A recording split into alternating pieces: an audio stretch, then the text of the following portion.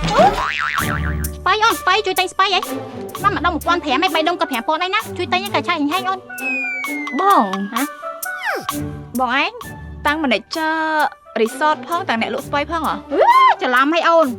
មកច្រឡំបង manager ឲ្យសាច់ឈាមបងចឹងបងធ្វើ manager បងស្អាតប៉ុណ្ណឹងដែរបងលក់ស្បៃអូណៃសង្ស័យច្រឡំចដូនមួយបងចដូនមួយបងឈ្មោះប្រុសបោកហ្នឹងមែនទេបងលក់ស្បៃជួយតែងអីអត់ទេបងដោយសារឃើញបងឯងមុខដូចគាត់ពេកខ្ញុំឡើងច្រឡំឆ្ងល់ទេណាព្រឹកមិញសក់ផ្សេងលើសក់ផ្សេងតែឥឡូវយក3ដុំមកជ្រោះឲ្យណាអត់ទេបងខ្ញុំអត់ទិញហ៎ព្រោះអត់ដឹងថាយកស្បៃមកធ្វើអីហ៎អត់ដឹងយកធ្វើអីមិនអូនសម័យនេះហីអូនអញអត់ត្រូវការស្លយើងតែងស្បៃយកប្រឡែងទៅចាត់ទុកថាធ្វើបុនទៅជួយតែងបងយើងប្រឡែងត្រីប្រឡែងដៅប្រឡែងអីបានអញ្ចឹងស្បៃក៏យើងអាចតែងប្រឡែងបានដែរបានបុនដូចតែគ្នាតើណាជួយតែងអីអត់ទេបងខ្ញុំអត់ទិញអូយហើយកូនពីណាក៏ស្អាតមែននេះកូនល្អម៉េះ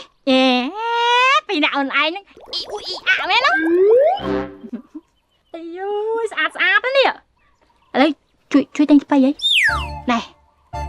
អូនឯងដឹងកលឹះថាធ្វើអាម៉េចបានឲ្យស្នេហានេះស្រឡាញ់គ្នាបានខ្លាំងហើយស្រឡាញ់គ្នាបានយូរហ៎ចាំដឹងហ៎ចង់មកឈប់1 2 3 4 15000យកអូខេបងទិញក៏បានទេចឹងមិនចាំជួយប្រាប់មកណាអត់កោឯណែពួកអូនឯងទាំងពីរណាបើចង់ឲ្យយើងនេះស្រឡាញ់គ្នាបានយូរត្រូវចាំសម្ដេចបងស្ដាប់មួយហើយភ្នែកទាំងគូហ្នឹងត្រូវតែសម្លឹងមើលមុខបងយ៉ាងយកចិត្តទុកដាក់បំផុតអាកន្លឹះសំខាន់តិចនិចអញ្ចឹងណា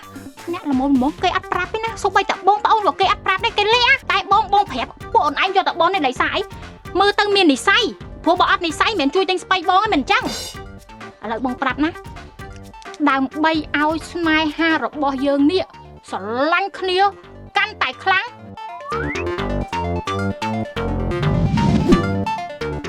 ទេសនារឿងពេញនៅលើ Sastra Film App